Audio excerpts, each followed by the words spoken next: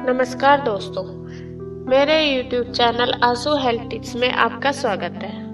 दोस्तों, आज मैं आपको बताऊंगी बलगम और सूखी खांसी को जल्द ठीक करने के रामबाण उपाय।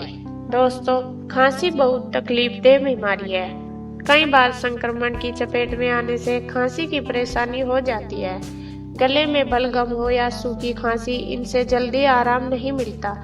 ज्यादा खांसने से फेफड़ों में भी दर्द महसूस होना शुरू हो जाता है।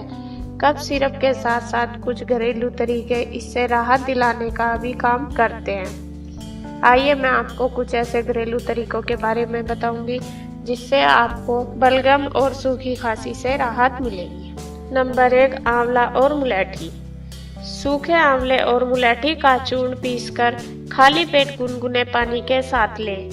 ऐसा करने से आपको सूखी खांसी और बलगम से राहत मिलेगी। नंबर 2, शहद और दालचीनी। आधा चम्मच शहद और दालचीनी पाउडर को मिलाकर इसका सेवन करें। इससे आपको सूखी खांसी से निजात मिलेगी। नंबर 3, काली मिर्च।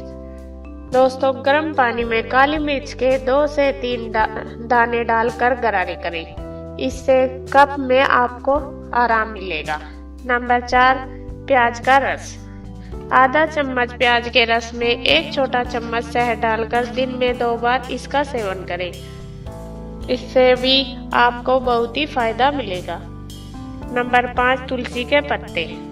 तुलसी के पत्ते की चाय पीने से खांसी जल्दी ठीक हो जाती है और कफ में भी आराम मिलता है। दोस्तों, इन्हीं सब उपाय को करने से आप अपनी खांसी और बलगम की समस्या से छुटकारा पा सकते हैं।